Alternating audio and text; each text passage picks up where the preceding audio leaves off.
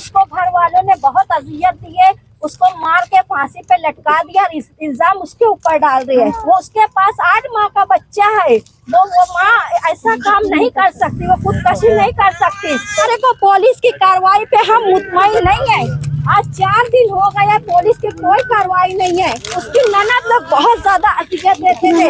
उसके ससुर, उसका ससुरा जो था ना, घर में घुसते गाली बकता था, बहुत ज्यादा अजियत दिए। 7 साल में सबके मास्टरमाइंड 3 नंद है, और आदमी चूड़ी पहन के घर में बैठा रहता था। उसके मुंह नहीं था कि बहन लोग के ऊपर पाबंदी लगाए। बहन को अगर यहाँ से इंसाफ नहीं मिला तो हम नासिक आईजी, बॉम्बे आईजी, महिला आयोग, माननीय श्री नरेंद्र मोदी साहब और देवेंद्र फडणवीस साहब तक के ऊपर पूरी कागजी कार्रवाई करेंगे। उनकी नौकरी हटना चाहिए और उनको सख्त से सख्त सख्त से सख्त सजा दी जाए।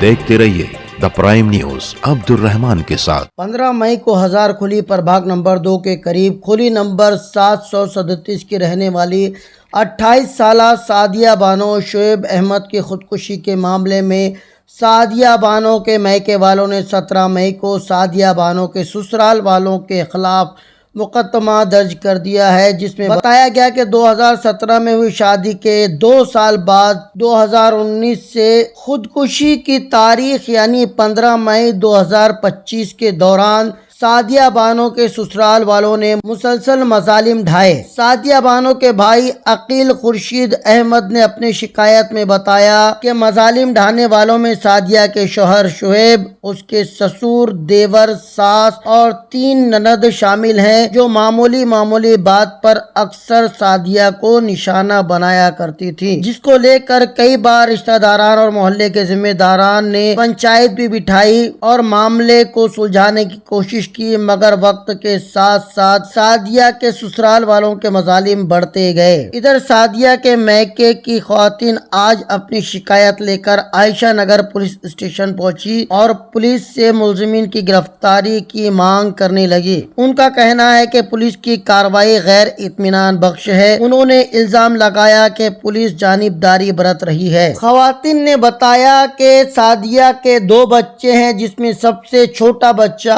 8 माह का है। ऐसे में कोई माँ खुदकुशी कैसे कर सकती है। उन्होंने इल्जाम लगाया कि सादिया ने खुदकुशी नहीं की, बल्कि ससुराल वालों ने उसे जान से मार दिया और उसके बाद पूरे मामले को खुदकुशी का रंग देने की कोशिश की। उन्होंने कहा कि आज सादिया इस दुनिया में नहीं, मगर उसके 3 मासूम बच्चे इंसाफ की गुहार लगा रहे हैं कि माँ पर जुल्म करने वालों को पुलिस सलाखों के पीछे धकेल दे और इन बच्चों को इंसाफ दे। पुलिस ने इस मामले में कार्रवाई करते हुए भारतीय न्याय संहिता के दफा 108 खुदकुशी के लिए उकसाना, दफा 85 किसी औरत पर शौहर और उसके रिश्तेदारों के जरिए जुल्म करना, दफा 115(2) जानबूझकर किसी को अजियत या तकलीफ पहुंचाना, दफा 352 किसी को ज़बानी या ज़हनी तकलीफ पहुंचाकर उसे बेइज्जत करना, दफा 351(2) जान से मारने या गहरी चोट पहुंचाने की धमकी देना, दफा 3 का सेक्शन 5 कई लोगों के जरिए मिलकर किसी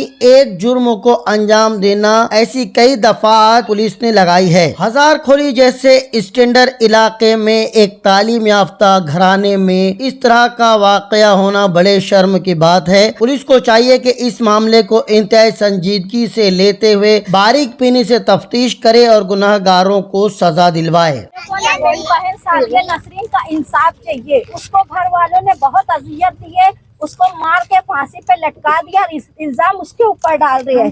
हम पुलिस की कार्रवाई पे मुतमईन नहीं है। वो उसके पास 8 माह का बच्चा है, वो माँ ऐसा काम नहीं कर सकती, वो खुदकशी नहीं कर सकती। पहले बच्चे की दफे में हम उसको बैठाने का बोल रहे थे, तलाक लेने का बोल रहे थे, पर वो बच्ची बड़ी नहीं, मेरे बच्चों की खराबी होगी। तो एक बच्चे की खातिर अपनी सब कुर्बानी देने के लिए तैयार थी, तो वो 3 बच्चों को छोड़ के कैसे खुदकशी कर सकती है। हमारे को पुलिस की कार्रवाई पे हम मुतमईन नहीं है। आज 4 दिन हो गया, पुलिस की कोई कार्रवाई नहीं है। उसकी ननद लोग बहुत ज्यादा अजियत देते थे।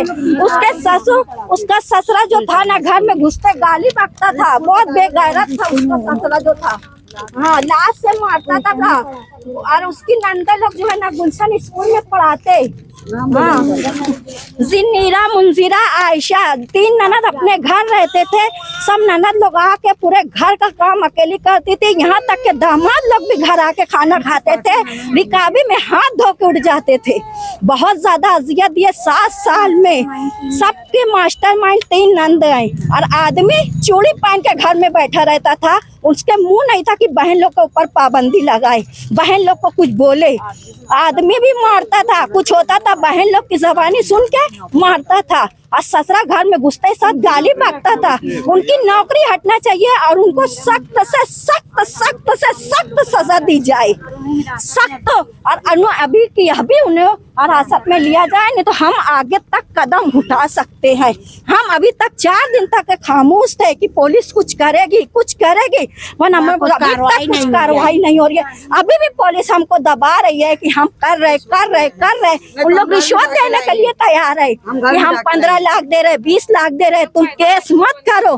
पर हम पैसा लेने वाले नहीं है, हम इज्जतदार घराने के है। हमारे पुलिस छोड़ दे रहे है, पुलिस छोड़ दे। जो खास मुजरिम है पुलिस स्टेशन आए थे, हाँ पीआई साहब के पास बैठे, पीआई साहब ने आपको क्या इत्मीनान दिलाया, ये क्या कार्रवाई का भरोसा? वो क्या बोले, हम जब तक का आस पड़ोस की जबानी नहीं लेंगे हम कोई कार्रवाई नहीं कर सकते, कोई केस मजबूत नहीं कर सकते। पड़ोसी कैसे जबानी देगा?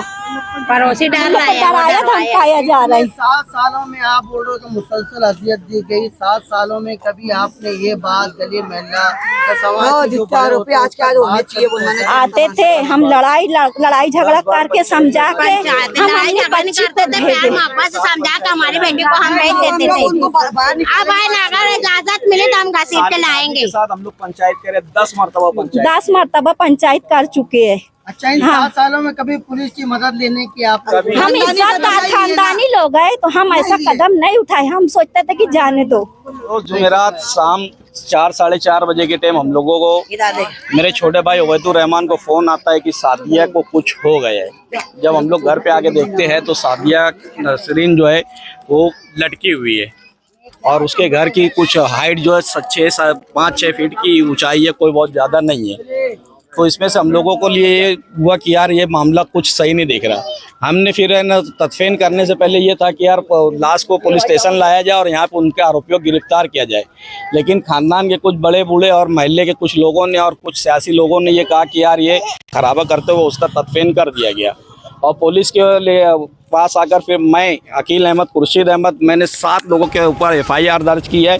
पुलिस ने 2 दिन से सिर्फ 2 लोगों को, उसके सवर और उसके ससुर को की है। 5 आरोपी आज भी फरार बताए जा रहे हैं, जबकि उनका घर खुला हुआ है, 5 वहाँ है। और इसके मास्टरमाइंड जो है इसकी 3 ननद, एक आयशा, मुंजिरा और जुनीरा है। ये तीनों ननद है जो इसको अभी तक के पुलिस ने गिरफ्तार नहीं की है। आज हम लोग पुलिस स्टेशन आए, पूरे घर के, पूरे मोहल्ले के और गली मोहल्ले के और रिश्तेदार औरतें लेकर हम लोग यहाँ पर आए।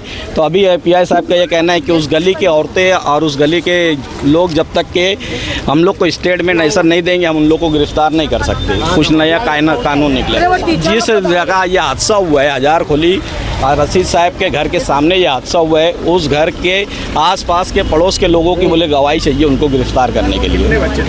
3 बच्चे हैं, सबसे छोटा बच्चा 8 माह का है। ये तीनों बच्चे हैं, समीर है, फरा है और सहर। 2 बेटा और 1 बेटी है मेरी बहन को।